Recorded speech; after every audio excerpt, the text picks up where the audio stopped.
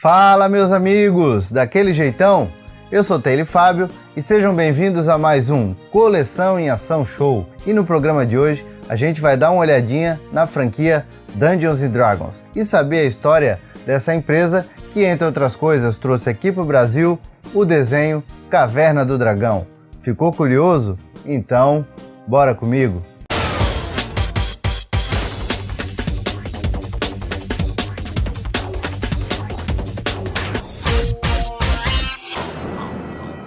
Mas antes da gente começar, eu quero saber bem rapidinho se você já é inscrito aqui no canal. Ainda não? Então se inscreve e aproveita e já deixa aquele like felpudo, porque só assim você ajuda a fortalecer o canal cada vez mais. Olha, muita gente me pedia para fazer um programa a respeito do desenho Caverna do Dragão. Tem um amigo meu, o Sabino, ele praticamente me encheu o saco todo dia por um ano para que eu fizesse esse programa. Mas eu ficava pensando, por que eu vou fazer um programa a respeito da Caverna do Dragão se muitos canais já fizeram isso? O próprio Nostalgia, há muitos anos atrás, fez um programa bem completo a respeito do desenho. Só que aí, parando para pensar, eu vi que a franquia é muito mais do que o desenho. Ela tem uma história bem legal por trás dela, que envolve videogames, que envolve os próprios jogos de tabuleiro, da qual ela é originária, e também as action figures. E o desenho é só uma consequência disso. Então, no programa de hoje, dedicado especialmente para o meu amigo Sabino e para todas as outras pessoas que pediram lá no Instagram e também no Facebook, tome Caverna do Dragão. E a história de Dungeons & Dragons é bem antiga e teve a sua primeira sementinha plantada em 1971 lá nos Estados Unidos, quando Gary Gygax e Jeff Perrin criaram o role-playing game Chainmail. Role-playing games, ou simplesmente RPG, como é mais conhecido, pode ser traduzido como um jogo de interpretação. Os RPGs, eles são jogos colaborativos que envolvem regras, às vezes com cartas, às vezes com miniaturas, com um mestre que dita o jogo para que os outros jogadores continuem a história, sempre abusando da criatividade, tanto do mestre quanto dos jogadores. O caso é que a dupla inovou bastante quando criou esse jogo chamado Chainmail, porque até então os RPGs, sejam medievais ou de guerra ou atuais, eles simplesmente lidavam com temas comuns. E aí o que eles fizeram? Eles trouxeram o tema medieval junto com dragões, junto com magos, junto com duendes, coisas que eram inéditas até então. E o jogo fez tanto sucesso na época que levou o Gygax a fechar uma parceria com o David Arneson, um cara que era designer de jogos e que também amava muito os RPGs. E foi então que, depois de muitas noites mal dormidas, em 1974, a dupla lançou o jogo Dungeons & Dragons, um dos maiores sucessos de todos os tempos nos RPGs, e que poderia ser traduzido literalmente como Masmorras e Dragões. E o jogo já chegou com 3 pequenos livros dentro de uma caixa de papelão. Os títulos eram Man and Magic, Monsters and Treasures, Underworld e Wilderness Adventures. Depois desse inglês todo aí, eu já tô merecendo meu diploma de fluência em inglês texano, diz aí. E só para vocês verem como Dungeons & Dragons foi um ponto fora da curva, esse tipo de jogo não era assim lá muito famoso como é hoje em dia. Mas quando esse jogo foi lançado, ele vendeu 1000 cópias logo de cara e acabou a primeira tiragem em apenas 10 meses, algo que nunca tinha acontecido nem de perto. E é claro que depois desse começo matador, o jogo veio a ter inúmeras atualizações e expansões através dos anos 70 e dos anos 80, sempre publicado pela TSR Corporation, uma das mais tradicionais empresas de RPG de todos os tempos. E é claro que tudo que vira sucesso no mundo nerd acaba virando um universo multimídia, com jogos de videogame, com jogos de tabuleiro, com action figures, com filmes, com desenhos, com histórias em quadrinhos.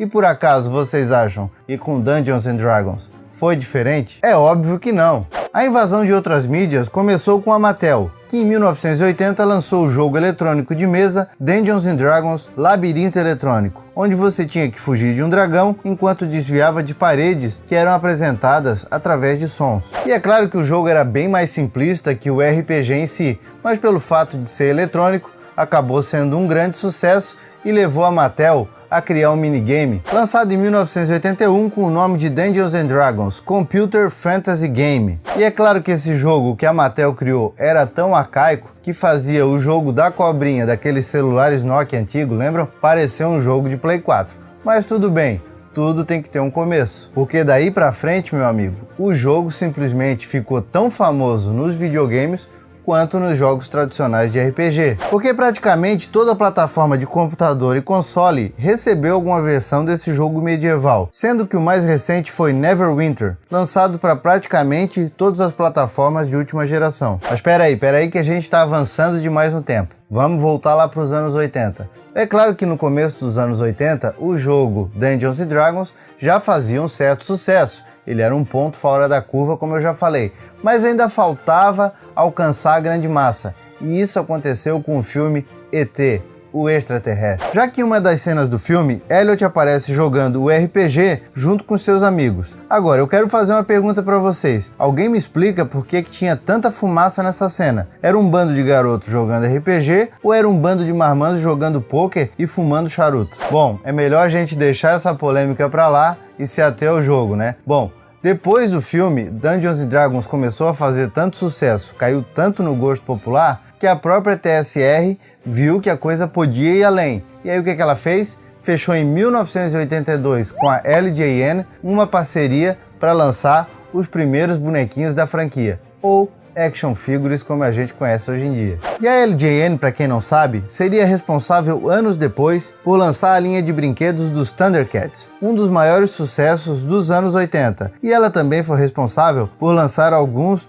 dos piores jogos já existentes para o Nintendinho. Só que aqui, até que a LJN acertou bastante, porque ao longo de 2 anos ela lançou diversos personagens da franquia, deu forma para eles, porque até então eles só apareciam, em algumas ilustrações e na mente dos jogadores de RPG. E foram produzidas ao todo 19 figuras diferentes, além de 7 monstros e um playset que era show demais. E entre os personagens, tem alguns que vocês devem se lembrar, como por exemplo, o Mago Kelek, o Guerreiro Warduk, o Cavaleiro Braveheart, o Sinistrão Cavalo Pesadelo e o Dragão Tiamat. Pois é, você nunca tinha visto esses brinquedos, mas eu garanto que dos personagens você lembrava. E calma que eu resolvo esse mistério. É que o seguinte, um ano depois, esses personagens que já tinham aparecido nos livros, que começaram a ficar populares com as action figures, seriam coadjuvantes no desenho lançado pela Dungeons & Dragons, mais conhecido aqui no Brasil como Caverna do Dragão. E esse eu garanto que todo mundo lembra. Um dos desenhos mais queridos por nós brasileiros e também pelos norte-americanos. Ele foi lançado em 1983 e durou até 1985. Tendo 27 episódios produzidos, mais um que foi apenas escrito. E é nesse episódio escrito, mas nunca produzido,